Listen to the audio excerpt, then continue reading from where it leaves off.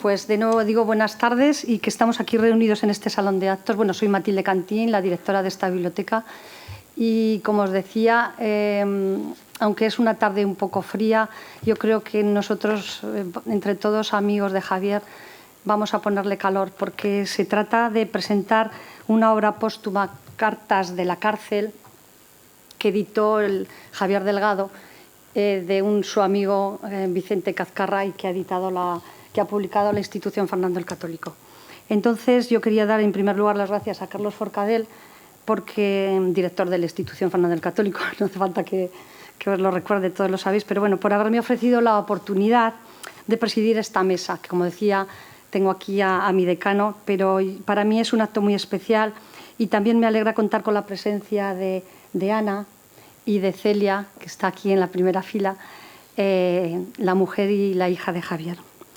Y, por supuesto, con Adolfo Burriel y Mariano Nos, que son compañeros y amigos de Javier. Y antes de darles a ellos la palabra y dar comienzo a esta presentación de un libro, que es a lo que venimos a presentar este libro, permitidme recordar con unas palabras a Javier. Como vosotros sabéis, Javier era bibliotecario y trabajó en esta biblioteca de la Facultad de Filosofía y Letras hasta el momento de su jubilación. Así lo resume él mismo en su obra Uno de los nuestros. El 1 de enero de 1979 comenzaba mi trabajo como bibliotecario en la biblioteca de la entonces Escuela Universitaria del Profesorado de GB. Tenía la impresión de que mi nueva vida de funcionario arruinaría mi capacidad de acción. Al comentarle mis temores a Vicente Cazcarra, me sorprendió. Al revés. Ahora podrás soltar libremente toda tu capacidad y toda tu imaginación, porque tendrás resuelto el día a día. Y así lo hizo, y una muestra de ello puede verse en la selección de sus publicaciones que hemos expuesto en el vestíbulo de la biblioteca a modo de homenaje. Algunas obras donadas por él, por Javier, y otras procedentes del fondo de Eloy Fernández Clemente, depositado en la biblioteca universitaria. No me corresponde glosar su trabajo literario ni tampoco su activismo político y social. Ahora bien, quiero recordar su trabajo bibliotecario en la Universidad de Zaragoza, ya que nos conocimos en la primavera de 1981, precisamente en las pruebas de oposición para ser bibliotecario de carrera de esta universidad. Oposición que Javier hizo más llevadera gracias a sus ocurrencias y divertimentos entre examen y examen. Congeniamos desde el primer momento y tras aprobar ambos la oposición, y alguna persona que está por aquí también, yo me incorporé como funcionaria de carrera a la plaza de bibliotecario de la Escuela de GB, que Javier dejaba para trasladarse a la Biblioteca General Universitaria, aunque poco tiempo después pasó a incorporarse definitivamente a la biblioteca de su Facultad de Filosofía y Letras, como yo también hice, y por lo que pudimos compartir esfuerzos y vivencias desde 1987 hasta su jubilación. Éramos vecinos, vivíamos en la misma calle y compartíamos también con Ana y Celia celebraciones, fiestas, paseos por Zaragoza y sus parques y, cómo no, viajes por Aragón, Alquézar, Vera, Veruela, Tornos, Gallocanta. No descubro nada si digo que Javier tenía ansias de saber y de conocerlo todo, y de forma exhaustiva. En la biblioteca se ocupaba de la catalogación y clasificación de los fondos departamentales. Estaba al día de todas las novedades bibliográficas y orientaba a los usuarios. Puedo recordarlo en su mesa, al sol, alejado de las corrientes, abriendo un libro y oliéndolo, rellenando las fichas catalográficas manuales, dibujando flores en las mismas, mientras hablaba por teléfono o mientras atendía a profesores y a sus alumnos. Sus almuerzos de tortilla francesa, sus abrigos y bufandas en invierno, y siempre los libros, suyos o ajenos. También fue de los primeros en utilizar en la biblioteca las nuevas tecnologías. Por ejemplo, la máquina de escribir Olivetti, que multiplicaba las fichas y que nos ahorró tener que utilizar el ciclostil. También el Macintosh SE y después los PCs y los más modernos sistemas automatizados de gestión bibliotecaria. Compartimos cantidad de horas de trabajo y de amistad, con abundantes risas y también algún lloro. Fueron años de mucho aprendizaje y de trabajo ilusionado, en un tiempo de grandes cambios y transformaciones. También en la biblioteca, con la centralización de sus colecciones, la modernización de sus espacios y servicios y el aumento del personal especializado.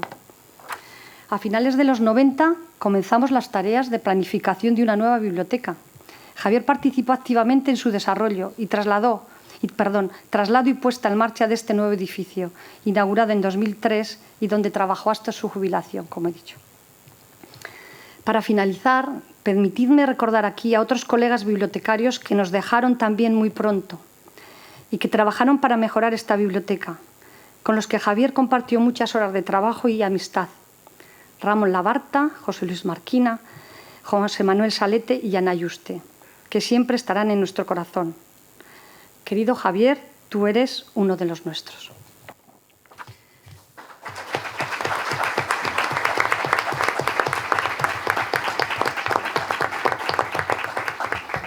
Y ahora creo que ya me corresponde empezar con el acto propiamente dicho de presentación de la obra de Cartas de la cárcel 1961-1967 de Vicente Cazcarra Cremallé, editado, como hemos dicho, por Javier Delgado. Después de esta hermosa evocación de Javier Delgado, bien, buenas tardes. En primer lugar, quiero agradecer a Matilde Cantín la disposición de esta aula en la Biblioteca María Moliner, que fue, como ya se ha dicho, el espacio de trabajo profesional de Javier Delgado, así como el expositor de sus libros y publicaciones que ha montado ahí fuera, que si bien se mira, y lo he visto pues muy por encima, refleja una especie de ruta del yo que Javier siguió a través de sus publicaciones, sus estímulos, intereses traducidos en publicaciones, etcétera. Estamos ante un libro singular por muchos motivos y ante un acto quizá también singular. Muchos hemos conocido al autor del libro, Vicente Cazcarra, al menos los mayores, y muchos hemos conocido a Javier Delgado, es decir, al editor y prologuista del mismo. Yo voy a hablar en primer lugar de la historia muy reciente de esta edición, que pasa por un encuentro casual con Javier, de los tantos que mucha gente teníamos, creo, donde me cuenta que tiene en esos momentos en sus manos la correspondencia manuscrita de Vicente Cazcarra a su hermana Maruja y a su familia durante su estancia en la cárcel, primero en Barcelona y luego en Burgos entre el 61 y el 67.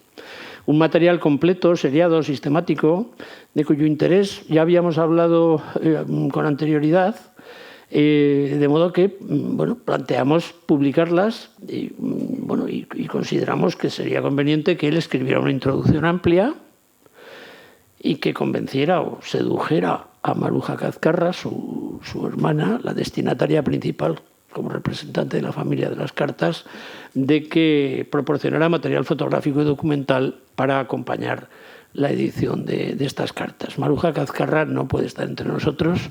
Le llevamos el libro cuando salió, ¿no? Hace un par de semanas. Hemos intentado que estuviera presente, pero a última hora pues no ha podido ser, no está en condiciones. En parte también está emocionada, me han transmitido cuando mira el libro y las fotos. Y es todo un material que era suyo, tanto las cartas como el material que era de carácter familiar. Bueno, esto sucedió hace un año más o menos.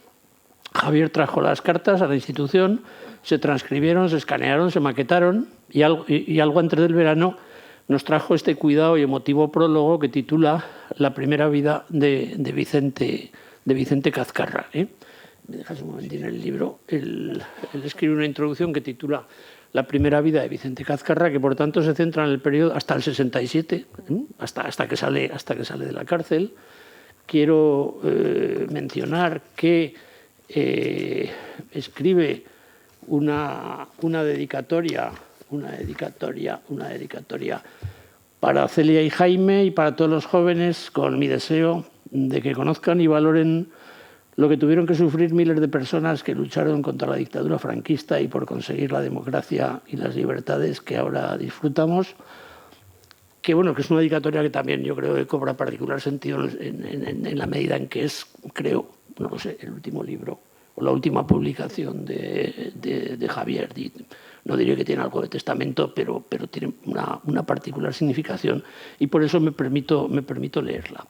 Bien, como esta introducción acaba en el 67, yo creo conveniente dar cuenta en una breve nota preliminar. Claro, pensando en nuevos públicos, en nuevas generaciones, creo conveniente dar cuenta de un perfil más global del personaje, porque aquí hay un Vicente Cazcarra hasta los 32 años, del 35 al 67, sí, 32. Y bueno, hay mucha gente que no lo conoce, sobre todo en, como digo, nuevos públicos o nuevas generaciones.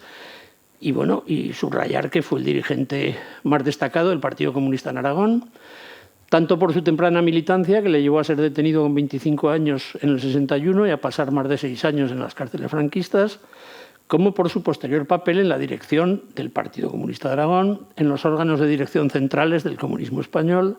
Fue miembro del Comité Central desde 1968 y del Comité Ejecutivo desde 1970. Y obviamente fue personaje principal tanto en la oposición antifranquista desde finales de los 60 como durante la transición de la dictadura a la democracia y en la hora de las primeras elecciones y del afianzamiento del nuevo sistema político democrático. Por razones personales, yo esta nota introductoria la escribo a principios de septiembre. Recuerdo que la acabo de escribir un viernes. Se la iba a mandar para que la conociera el primero, o un jueves, no sé a media. Yo a veces tengo la costumbre de dejar reposar los textos y bueno, el lunes lo corregiré mejor porque ya, ¿verdad?, en frío y ya no hubo ocasión. Voy a añadir simplemente algunas reflexiones de esta nota preliminar, ¿no? Bueno, tras su fallecimiento en 1998,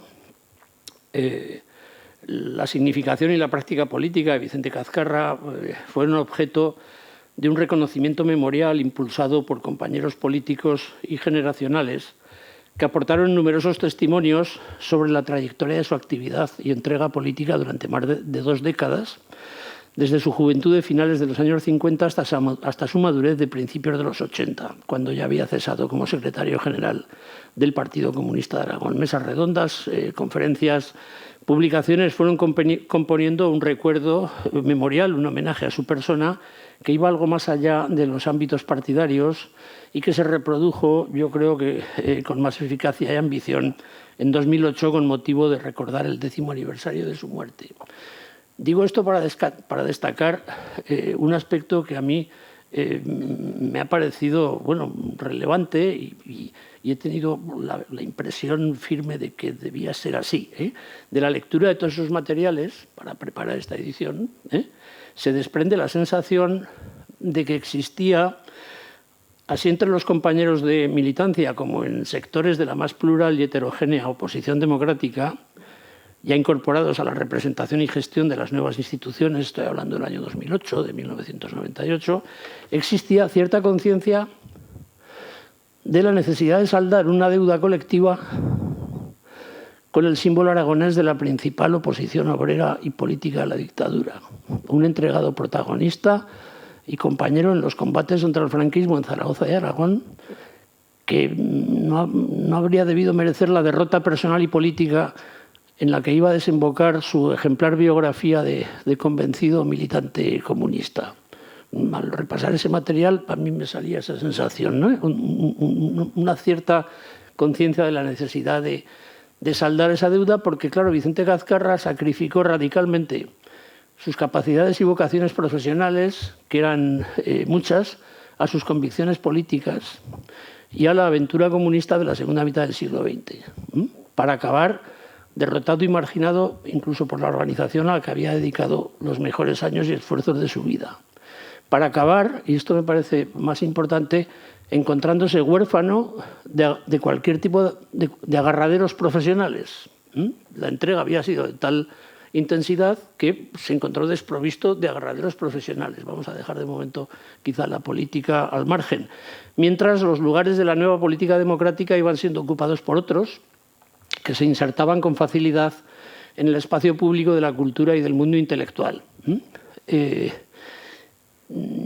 La primera, o creo que conviene también recordar cómo la primera generación de militantes comunistas zaragozanos, obreros bregados en la lucha sindical y fundadores de las primeras comisiones obreras, y aquí hay algún testimonio floreal, reconocieron la capacidad y entrega de Vicente Cazcarra a su salida de la prisión, últimos años 60, 67, 68, y defendieron desde el principio su presencia al frente de la organización en Aragón. Y posteriormente se manifestaron críticos con quienes protagonizaron duros enfrentamientos internos. Bueno, en la ola de virulentas crisis políticas y organizativas del partido tras los fracasos electorales de fines de los 70. Pero estas primeras generaciones de obreros y de sindicalistas comunistas depositaron su confianza en un Vicente que salía de la cárcel y que bueno, tenía unas capacidades, no solo capacidades, sino además capacidad de entrega. Y luego yo creo que, bueno, de alguna manera lo defendieron, lo comprendieron mejor que otros. Bueno, vamos al libro otra vez. Javier Delgado es el editor y prologuista de este libro por muchas razones. Porque conoció, trató y conversó regularmente con Vicente y con más intensidad desde que relegado y marginado Vicente alcanzó esa condición de héroe agotado que le llevó a Javier a titular así la biografía que le dedicó en 2008, Héroe agotado. Pero sobre todo porque es quien nos transmitió la iniciativa de publicar estas cartas desde la cárcel, este material que nos sumerge en los años más duros de un franquismo dotado por entonces de unos mecanismos de represión y control político y social pues muy fuertemente consolidados y muy difíciles de eludir.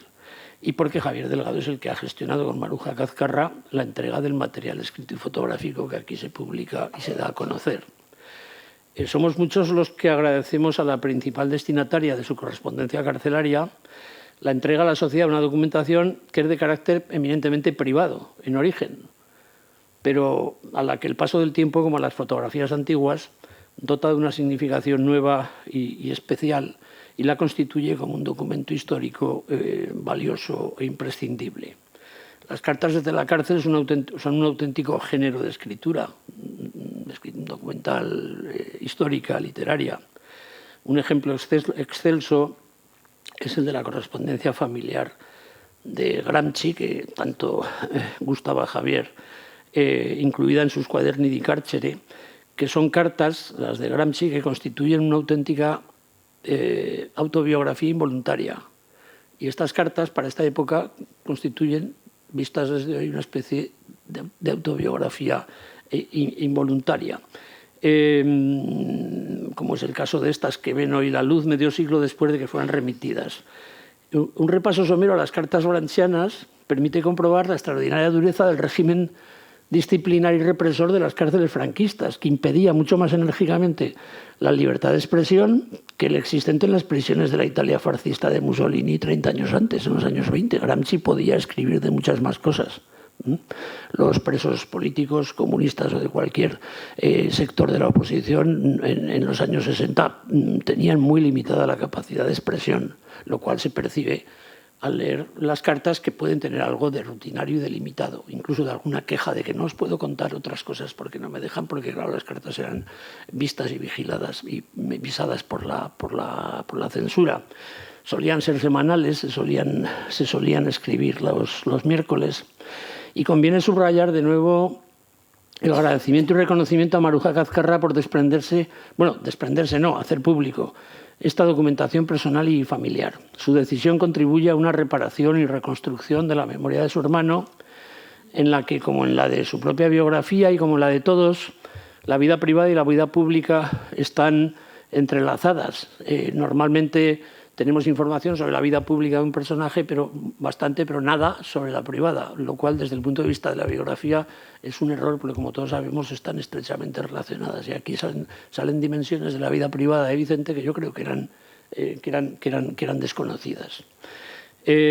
No me quiero alargar mucho, pero por describir un poco el libro, la correspondencia de Vicente refleja inicialmente la dureza de las circunstancias de la detención, interrogatorio, ingreso, habituación carcelaria, todo lo cual deja un fuerte impacto en la memoria, ¿no? Porque es la primera vez que pasa. Luego se naturaliza la estancia en la cárcel, pero la llegada, la salida de comisaría, la entrada en la cárcel de Barcelona, el traslado a Burgos, etcétera, eso deja un fuerte impacto en la memoria. El contenido de la escritura epistolar, como he señalado, está muy limitado normativamente a temas estrictamente familiares. Abundan las referencias a los problemas básicos de subsistencia de la vida cotidiana, clima, higiene, petición de ropa, etcétera, etcétera, y sobre todo la transmisión de ánimos a los padres y a la hermana, a quienes traslada con intención tranquilizadora constantemente su optimismo, su moral, y da noticias de su aceptable estado de salud, etc. Escribe en el penal de Burgos en 1962: el estudio ha llegado a formar parte de mi propia vida, especialmente de matemáticas y economía. El contenido de las cartas semanales es reiterativo, pero nos informa del proceso de formación de un joven que procura adaptarse y aprovechar las condiciones carcelarias. Los pases de películas, también semanales, son un centro de atención destacado en las misivas a su hermana. 12 hombres sin piedad, la quimera del oro, Samurai, Rocco y sus hermanos, Infierno, y nos permite de paso saber qué películas echaban en Burgos a los presos políticos en aquel momento. Sus opiniones y comentarios son particularmente entusiastas en el caso de A las 5 de la tarde de Bardem o de Espartaco de Kubrick, que se ve en esos momentos. Y curiosamente son más críticos, les deben poner películas de Ingmar Bergman, y Vicente es más crítico porque dice que con Bergman, porque escribe todo arte debe ser realista. Que bueno, es una buena manifestación de un materialismo histórico, cultural, propio del momento no le gusta a Bergman porque todo arte debe ser realista, dice Vicente. Manifiesta su alegría al conocer el recital de Raimon en la Facultad de Medicina de Zaragoza del 67, donde seguro que Plácido tuvo algo que ver, que lo veo aquí delante. Y por esas fechas comunica haber leído un trabajo muy interesante en la revista Primer Acto de un tal Hormigón, al que no conoce, director del Teatro de Cámara de Zaragoza, de modo que sigue con atención las manifestaciones de la oposición cultural y política en Zaragoza. Las informaciones que aporta esta correspondencia sobre las lecturas y peticiones de libros son también particularmente significativas. Su optimismo político e histórico le lleva a formarse, tiene 20 y tantos años, y a prepararse para continuar la lucha a partir de su salida de la cárcel, ¿no? La preocupación por la economía nacional le lleva a pedir revistas como Moneda y Crédito, que muchos no conoceréis, pero otros sí que llegamos a conocer, y dice que encontrarás en el kiosco enfrente de Nikkei, que muchos no conoceréis, pero que algunos llegamos a conocer en la calle actualmente 5 de marzo. Pide la lucha contra los monopolios y la estructura económica de España de Tamames. Se matricula en la Facultad de Económicas de Sarrico. Pide la historia económica de España de Vicens Vives, la historia económica de Friedlander, Bettelheim, Pierre Vilar, Crecimiento y Desarrollo, que es un libro seminal para quienes estudiamos historia a finales de los años 60. No le falta el interés sobre las bases materiales de la economía en Aragón y el Polo de Desarrollo Industrial de Zaragoza, sobre las reformas urbanísticas de la ciudad, el nuevo puente, las reformas del Paseo de Independencia.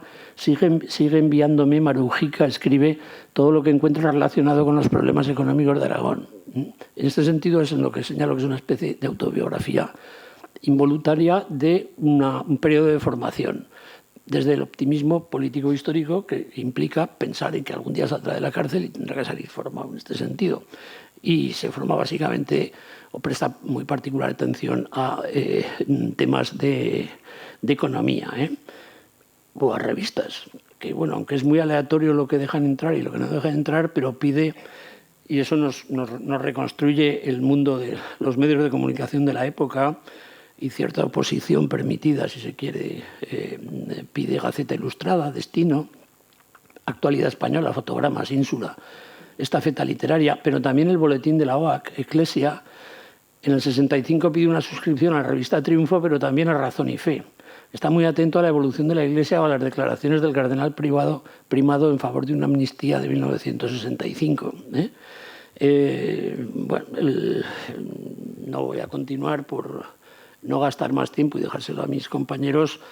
Ahí sí añadí solo 2 reflexiones, a partir del libro de un historiador, de un compañero, que le acaban de traducir, Enzo Traverso, un poco con la intención de que sean una especie de colofón para el valioso testimonio histórico que constituyen las cartas escritas por un joven comunista zaragozano, cuya lucha y entusiasmo, como los de muchos, fueron el motor histórico principal de la conquista de una sociedad y una cultura democráticas.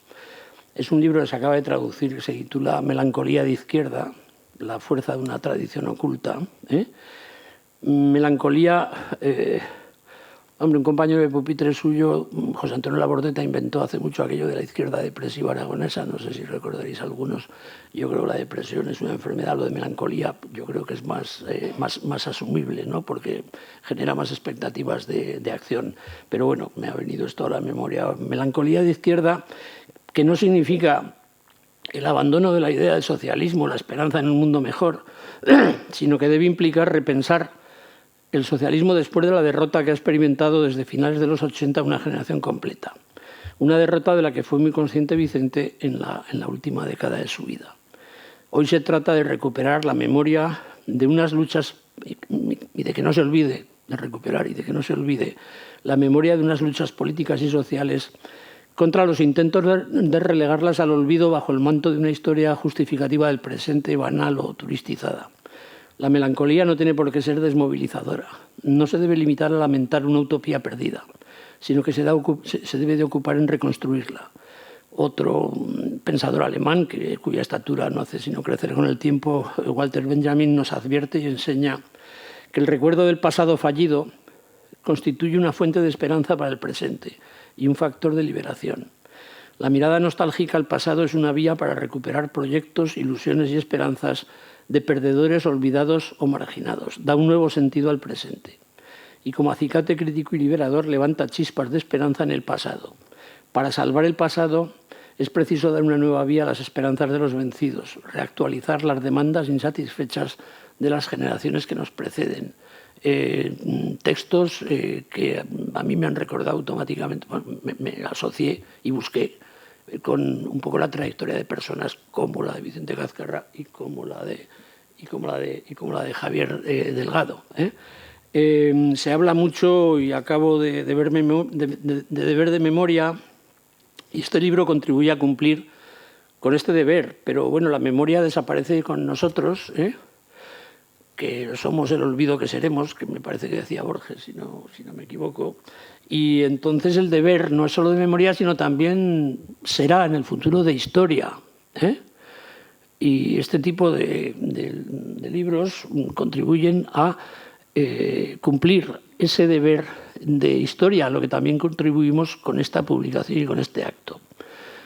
El pensador alemán sostenía que eran textualmente los historiadores los que habían de tener el don de atizar en el pasado la llama de la esperanza, convencidos de que si el enemigo vence, ni siquiera los muertos están tranquilos. Bueno, pues para pensar y actuar así debemos apoyarnos en el recuerdo, ahora mejor rescatado, de vidas y personas como la de Vicente Cazcarro y también como la de Javier Delgado, que dedicó su último estímulo, trabajo, actividad intelectual y escritora a la publicación que hoy presentamos. Nada más y muchas gracias.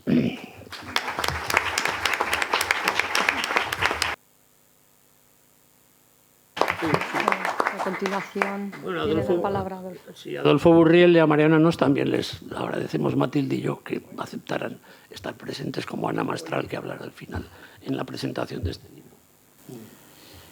Bueno, yo creo que para conocer más personalmente y más de cerca a Vicente, algo importante es la presentación que hace Javier Delgado en este libro.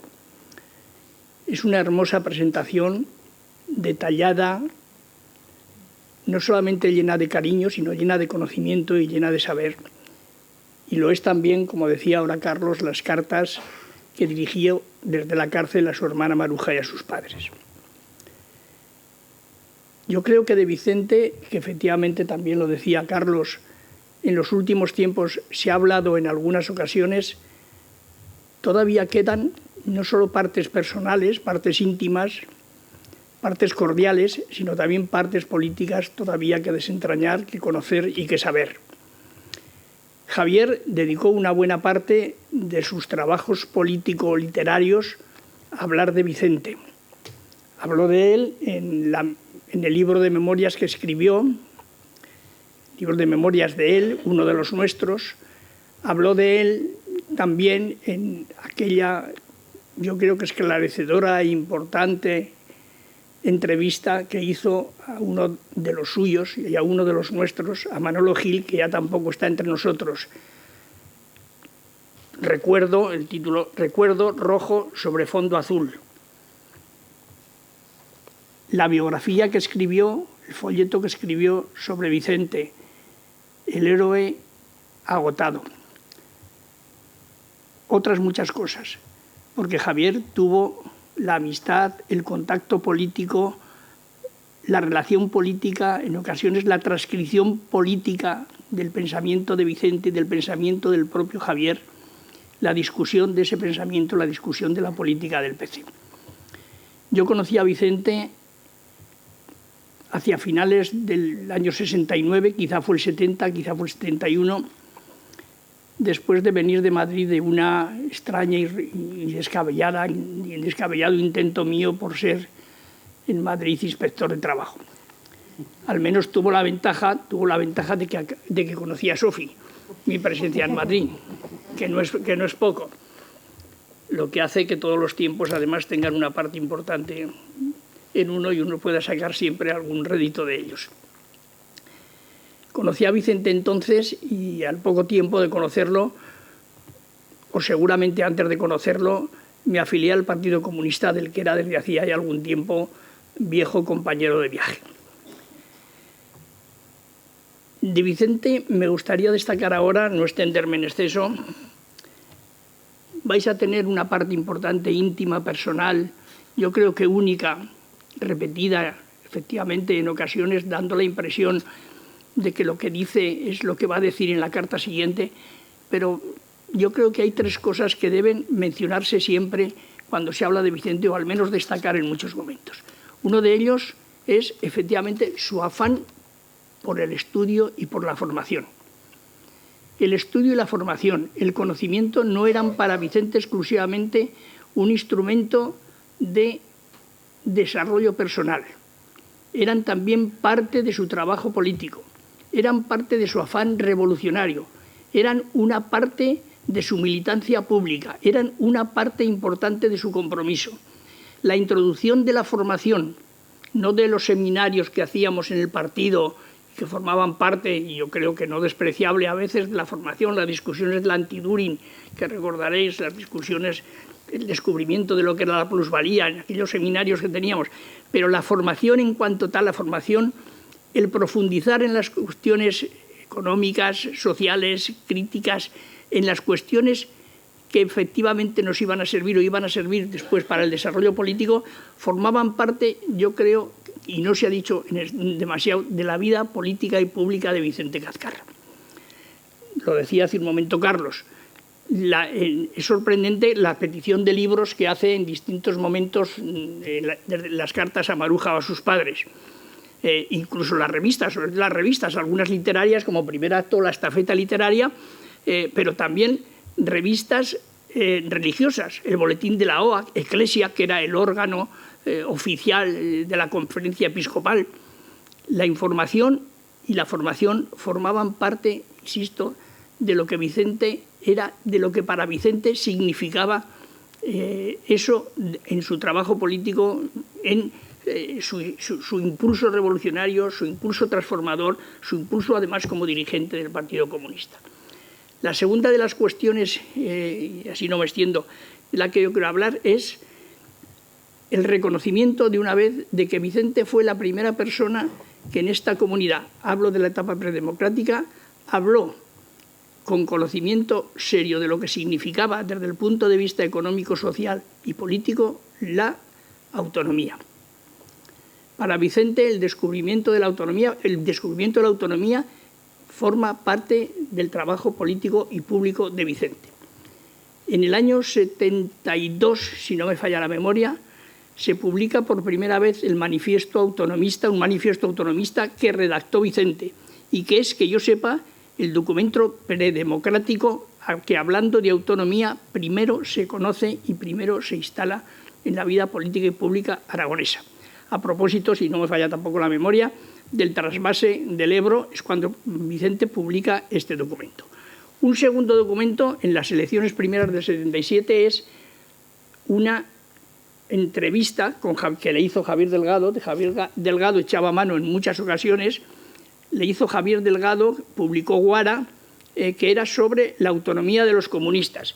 Para que os hagáis una idea de lo que significaba eso, además, en ese momento, que no era simplemente la demanda de algo que formaba parte de la alternativa democrática, la amnistía, la libertad, la autonomía, sino la profundidad con la que esa cuestión había que revisarla, verla, conocerla, saberla y tenerla, cómo Vicente lo planteaba y cómo se planteaba por parte de él. Tengo por aquí algunas notas que he sacado y las encuentro. Decía Javier, creo que es en sus memorias, en uno de los nuestros, decía Javier: una de las primeras cosas de las que me habló Vicente fue del regionalismo y me aconsejó que estudiara enseguida un libro de Robert Laffont sobre la descentralización administrativa, recién traducido en España sobre la descentralización administrativa. Lo del regionalismo, a mí, crónicamente horrorizado ante las manifestaciones usuales del amor a la tierra, esto lo sigue diciendo Javier, lo del regionalismo en boca de Vicente me resultó tan inesperado que pedí explicaciones. Y me las dio, vaya si me las dio. En unas horas Vicente se cargó toda la visión cerrada que un chico progresista podía tener entonces mediante la perfecta voladura de los pilares ideológicos de eso que siempre hemos llamado el aragonesismo de Cachirulo. Vicente me planteó una visión del origen popular de un sentimiento regionalista en el que se partía de las contradicciones económicas y sociales en la fase del capitalismo monopolista de Estado, contradicciones que incluían los desequilibrios regionales. Esto dicho ahora o esto dicho entonces era poco menos que una revolución crítica del entendimiento, además, de la autonomía. En el año 77, como decía, ya a propósito de las elecciones democráticas, y en Guara, en la colección básica, una colección que se llamó Colección Básica Aragonesa, se publicó también un texto, ahora no me acuerdo el título, pero que también Javier, que es el que servía de presentador del texto, comenta.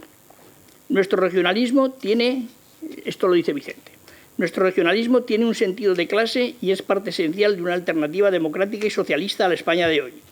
Es un nuevo enfoque de los problemas de la sociedad española, un enfoque que supera las anteriores fases de lucha contra el centralismo como forma secular de dominación.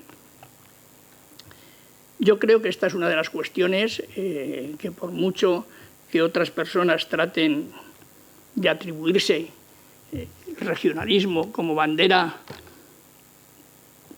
enarbolada por ellos, que hay que concederle, y hay que concederle fundamentalmente a Vicente Gazcarra. Y otra de las cuestiones que quería hablar es de su sentido de las alianzas. Lo que nosotros llamábamos la alianza de las fuerzas del trabajo y de la cultura, en Vicente tenía una expresión formal y se manifestaba no una vez, sino continuamente. Vicente, como sabéis, fue el impulsor de los primeros órganos de unidad democrática que hubo también en la etapa previa a la democracia.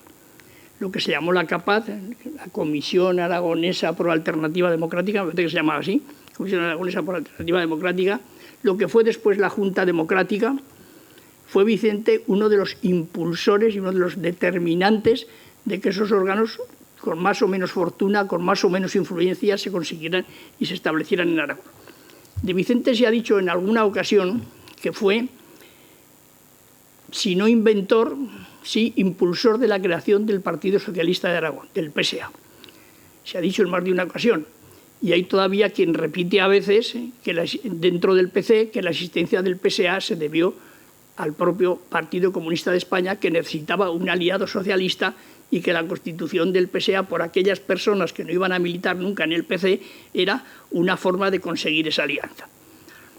No es así exactamente, no es literalmente así, pero sí que Vicente saludó la presencia del PSA como la posibilidad de establecer nuevas alianzas y de incorporar a la vida democrática pública y a la defensa de la libertad a personas que estaban cercanas, pero no dentro del Partido Comunista.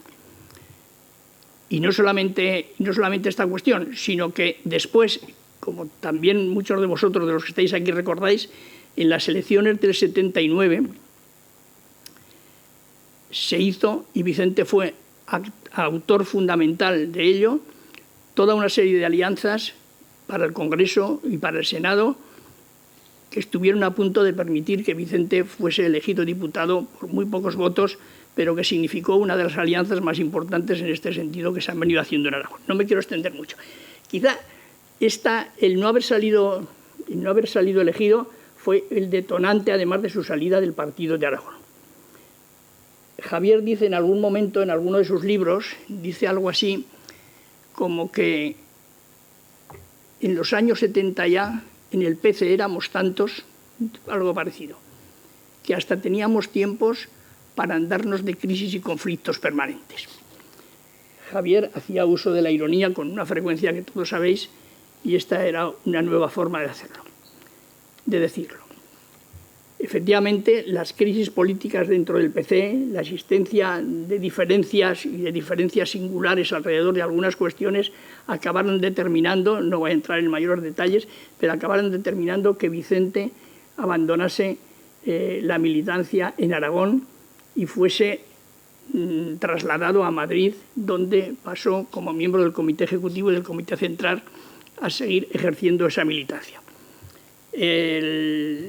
Circunstancias posteriores y el desgraciado congreso, creo que el 9º del PC, donde él también, por desgracia, tuvo una intervención que no correspondía a su trayectoria, acabaron determinando, hace un momento a ello se refería también Carlos, su salida del propio PC y una situación efectivamente singular que le llevó a no aceptar ningún tipo de dádiva, de beneficio, de pensión, y a trabajar en la calle Hermenegildo 14, recuerdo, de Madrid, a trabajar en la traducción, en la pobre traducción, en la traducción, no pobre la traducción, sino en la pobre vida del traductor que era Vicente, como le había pasado años antes a uno de sus admirados militantes del PC, que era Manuel Sacristán, cuando salió del PSOE.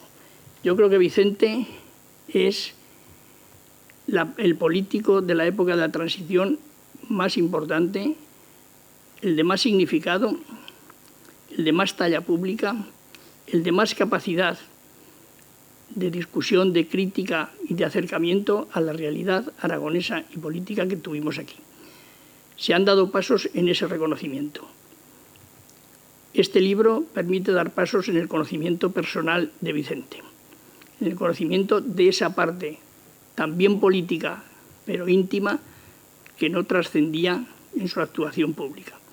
Yo creo que es importante, por eso, que el libro no solamente se edite, sino que además el recuerdo de Vicente, en este caso el recuerdo de Javier, acompañando al recuerdo de Vicente, quede entre nosotros y quede además como una de las muestras de esos momentos de militancia, de compromiso, de conocimiento y de esfuerzo a los que personas como ellos se dedicaron y a los que personas como ellos siguen estando en nuestro recuerdo. Y nada más. Gracias a todos.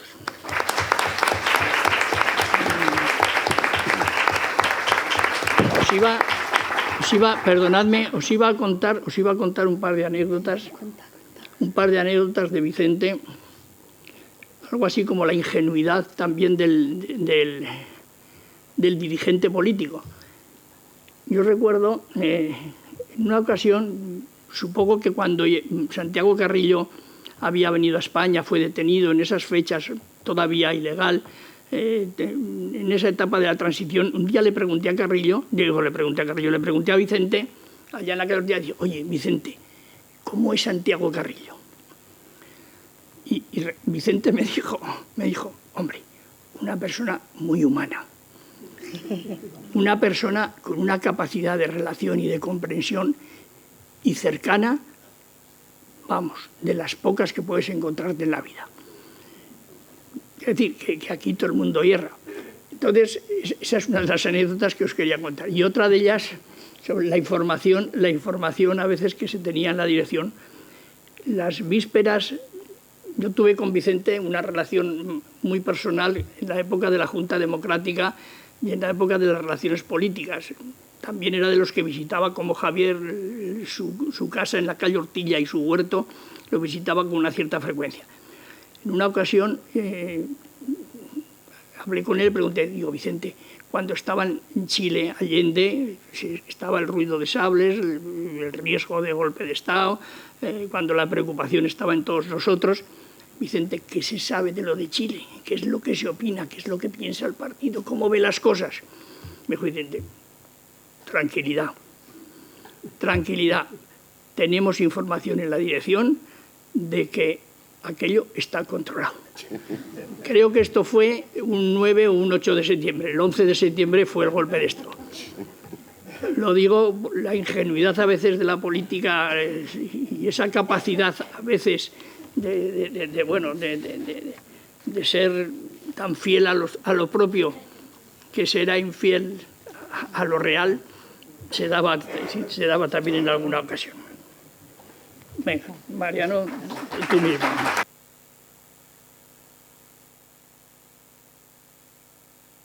Joder. Bueno, buenas tardes. Procuraré ser breve. Yo en realidad con Vicente mi relación tampoco fue muy intensa y muy continuada, porque yo era un puto militante de base y tampoco tuve grandes responsabilidades en el partido, como sí tuvo Javier, como sí tuvo mucha gente, y sobre todo sí que lo conocí a través de reuniones del partido, especialmente de lo que era la célula de intelectuales y artistas, donde estaba Javier, donde estaba, mucha gente de por aquí, del mundillo de la cultura. Y sí que mi impresión de Vicente sí que tiene algo de esto que decía ahora Adolfo, de ingenuidad, por una parte, en todo caso, siempre muy cordial, siempre muy dispuesto a escuchar a todo el mundo. Y lo que citaba antes Carlos a propósito de Bergman, sí que tuvimos alguna discusión en aquel momento, porque, claro, yo sí que era muy fan de Bergman. No recuerdo exactamente si fue a través de hablar de Bergman o Berryman, como me dice nuestro amigo Paco Uriz, que en realidad se pronuncia Berryman. Bueno, pero sí que esa defensa a ultranza del llamado realismo socialista y tal, pues bueno, sí que a veces teníamos discusiones estéticas, porque por aquel entonces además yo estaba empolladísimo de libros de estética, tanto marxista como no marxista, que si Lunacharsky, que si Galvano de la Volpe, que si un montón de gente. Entonces ahí sí que tuvimos alguna, pero siempre lo aceptaba en todo caso y con una sonrisa y tal, y también me felicitaba por alguna cosa que yo había escrito que no tenía mucho que ver con el realismo socialista, o sea que por ese lado bien. Y por lo demás, ya digo, no tuve tampoco grandes encuentros con él. Aún tuve alguno después, ya en su última época, aún estuve una vez en su piso de Madrid, que estaba ahí, pues eso, malviviendo ya de las traducciones. Y bueno, intentaba mantener un poco un optimismo un poco forzado, pero que se notaba que era forzado, ¿no? Al que sí que, por supuesto, he conocido mucho más intensamente y largamente es a Javier Delgado. Lo conocí cuando prácticamente era un niño, no tanto como Celia, que la conocí recién nacida, pero prácticamente era no sé si debía tener él pues 13 o 14 años cuando lo conocí. Yo creo que se acercó a mí, mi memoria es un poco extravagante, pero no sé si por la poesía, que yo había publicado ya un libro en la colección Poemas de Luciano Gracia por aquella época, o fue ya directamente a través de la política, a través de la militancia en el partido.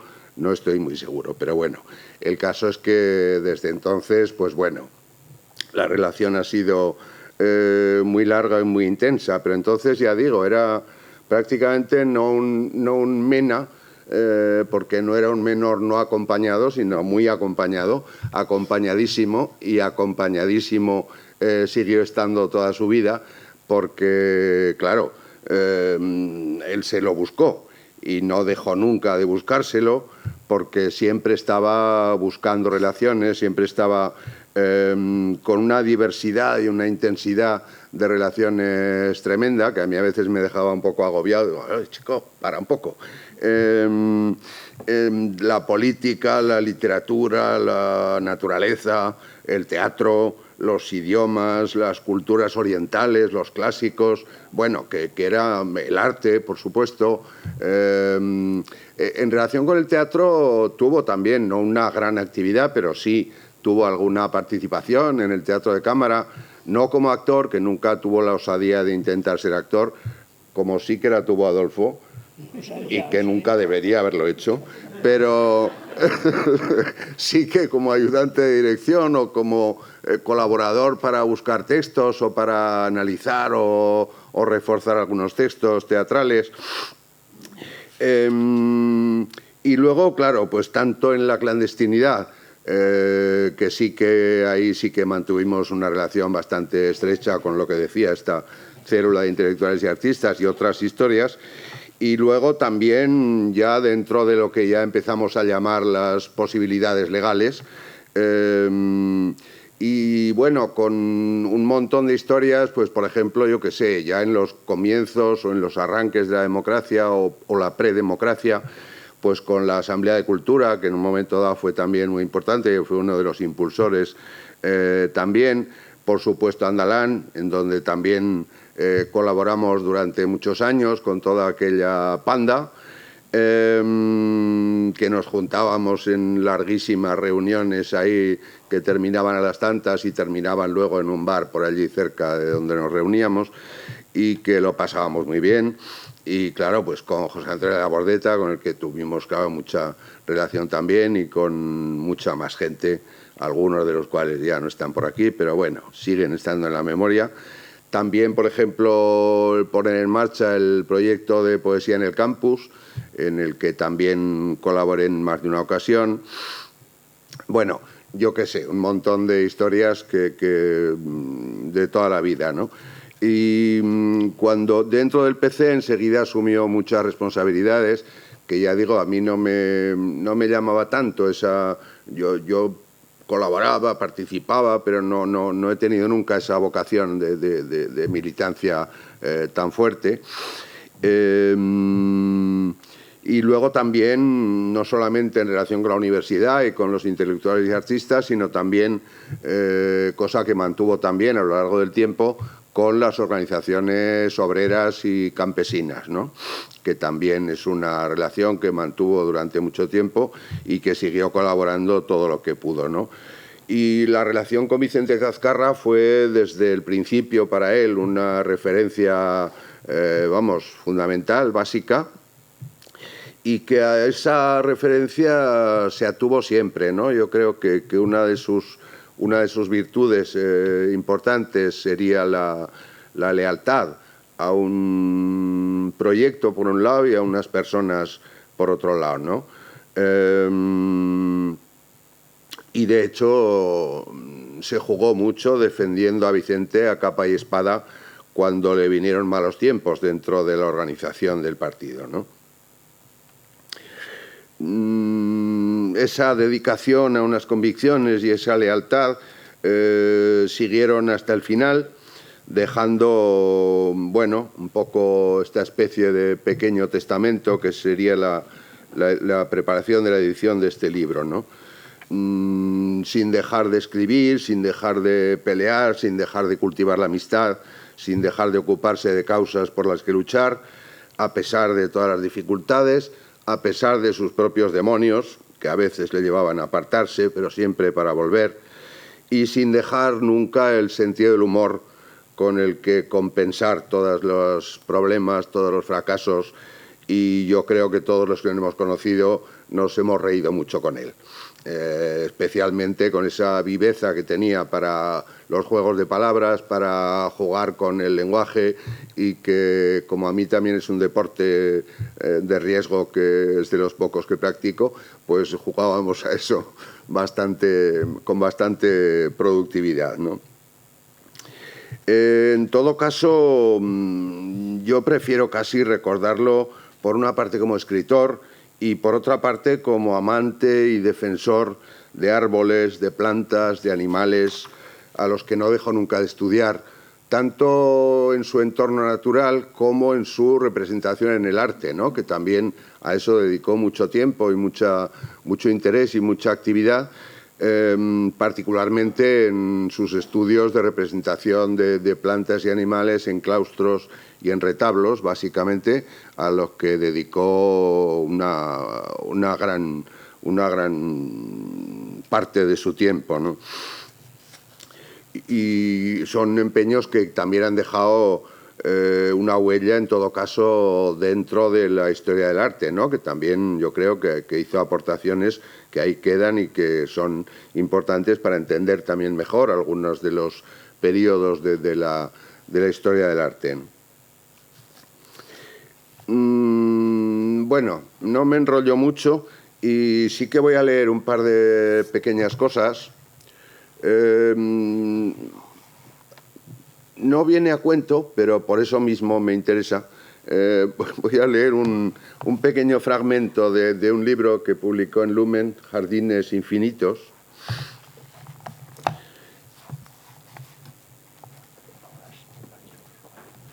Pritik, pritik, chik, chuik, tsitsi bebe, silili, siliu, silili, tiri, tri, gurkur, kik, chak, pritik, cra, sui, chit, trunk.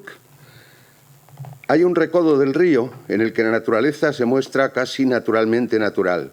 Entre fresnos, olmos, sauces, acacias, chopos y carrizales crecen el cardo, la cerraja y el jaramago, la hiedra, la correhuela, la ortiga y la malva, el ácoro bastardo, la salicaria, la pulicaria y la persicaria, el berro, la clemátide y el batacán. Nunca el ruido del agua oculta el insistente parloteo de la picaraza, los silbidos del estornino y del carbonero, el crepitar agudo del petirrojo, los arrullos de la tórtola, el silbato redondo del pito real y la cascada sonora del ruiseñor. Blancas, amarillentas, verdosas, pardas, azules, mariposas, revolotean como un brillo en el aire. Babosas y caracoles se deslizan entre cantos rodados enlodados.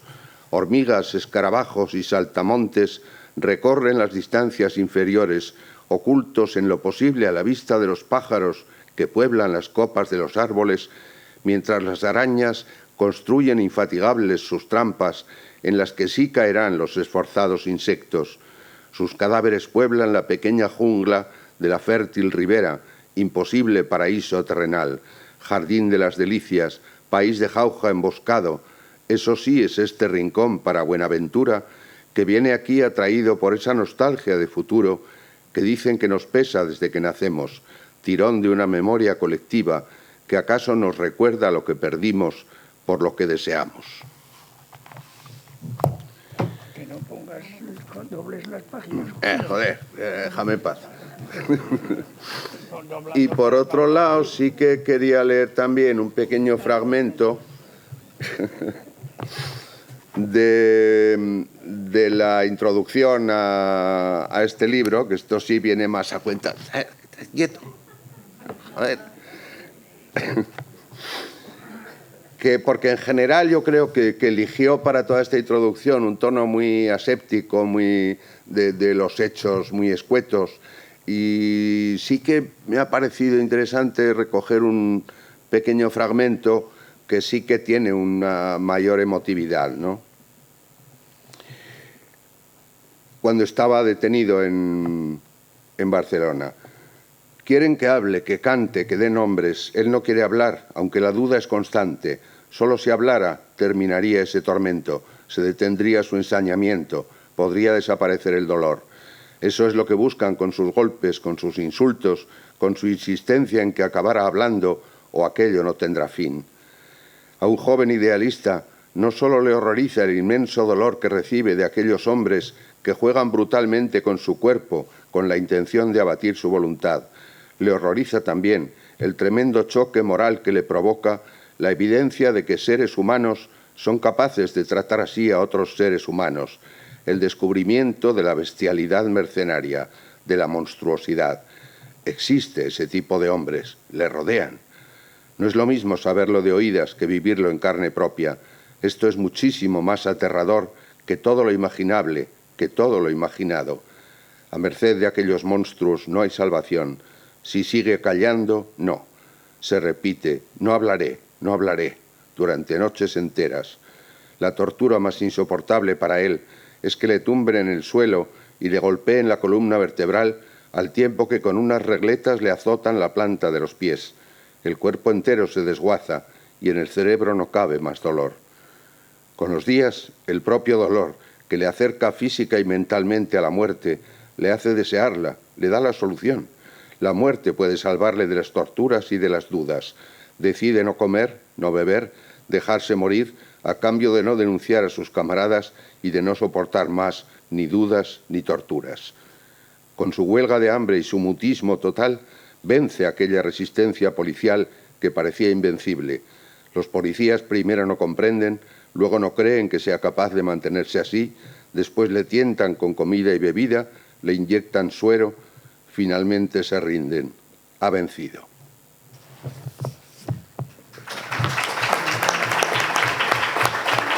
Voy a tener que doblar las páginas, joder.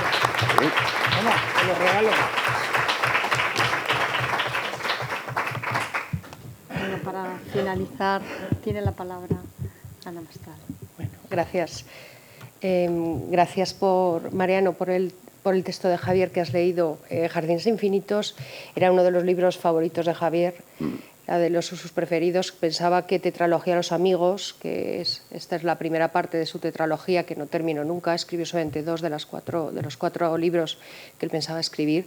Jardines, yo creo que él sabía que había volcado más de su sabiduría como escritor y de lo que él quería contar, ¿no?, en la vida. Entonces, que hayas elegido Jardines infinitos, bueno, pues aunque parece que no pega nada, y has elegido un texto bastante complicado de leer, por otro lado, pues no todo es así, el resto se entiende mejor. Pues creo que sí que viene efectivamente a cuento, porque realmente en Jardines está Javier muy reflejado y muy de fondo, ¿no? Me vais a permitir que lea un texto que he traído, porque no sé si voy a ser capaz sino de seguir. Lo primero, buenas tardes. Le pedí a Carlos que me incluyera en la presentación para poder dar varios agradecimientos por la publicación de este último libro, en el que Javier quiso rescatar una parte de la vida y de la memoria de Vicente Cazcarra. Vicente fue uno de los referentes en la formación política de Javier. Se conocieron cuando él era muy joven y descubrió con el ejemplo de Vicente que las ideas se pueden llevar a la práctica y conformar tu propia vida. Creo que es por eso por lo que siempre he encontrado cierto paralelismo entre Javier y Vicente. Y creo que esa es una de las razones por la que a Javier le importaba tanto entender las decisiones políticas que Vicente fue tomando a lo largo de su vida. Por eso, mi primer agradecimiento va dirigido a Carlos Forcadell y al personal de la institución Fernando el Católico. Gracias por creer en el interés del libro, por hacer una edición tan cuidada y por rescatar esta memoria escrita y gráfica que sirve para entender mejor una época. Javier, entre otras muchas cosas, era un recopilador de historias y conocía la existencia del archivo familiar de los Cazcarra, que Maruja ha guardado durante todos estos años. Por lo que mi siguiente agradecimiento es para Maruja Cazcarra, quien con total generosidad y fiándose del criterio de Javier, ha permitido que podamos conocer una parte de este archivo de cartas y fotografías de su hermano, que nos acercan más a la figura de Vicente. Desde aquí le doy las gracias a Maruja. El libro que se presenta hoy fue la última pasión que vivió su creador. El prólogo es su último texto largo, al que dedicó los últimos meses y que escribió con cierta facilidad y disfrute.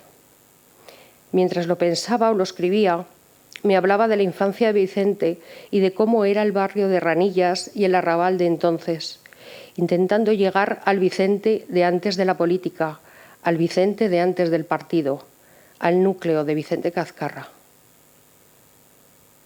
Pero también hubo otras personas con las que pudo comentar avances o atascos en la elaboración de esta publicación y con las que pudo comentar decisiones que han dado lugar al resultado que hoy tenemos en nuestras manos. Una de estas personas fue Marta García Caro Huerta, transcriptora de las cartas, y otra fue Pilar Navarro, maquetadora del libro y, casualmente, prima hermana de Javier, lo que les facilitaría el pasar tardes seleccionando las fotografías que tenían que aparecer, incluso, imagino, la elegida para la portada del libro. Gracias a las dos. Javier ha querido dedicar el libro a su hija, a nuestra hija, Celia, y a Jaime Marcuello, los dos jóvenes más queridos y cercanos a él. No solo fue por un motivo sentimental, sino porque quería que los aprendizajes de esta historia de vida llegasen también a la gente que está ahora construyendo su futuro. Por todo esto, solo me resta agradecer a todas las personas que están ayudando también a su difusión, a la Biblioteca de Humanidades María Moliner, a su personal y a su directora Matilde Cantín, que con tanto cariño han conseguido que esté hoy un poco más Javier aquí, a través de esta presentación y a través de sus libros. Y a Mariano Anós y Adolfo Burriel, compañeros de ideas y de luchas, muchísimas gracias. Y gracias a todas y a todos los que estáis hoy aquí. Para vosotras y para vosotros es este libro, con el que Javier ha querido mostrar cómo se forja un héroe. Un héroe al que la vida, como a su biógrafo, acabó agotando. Gracias por venir.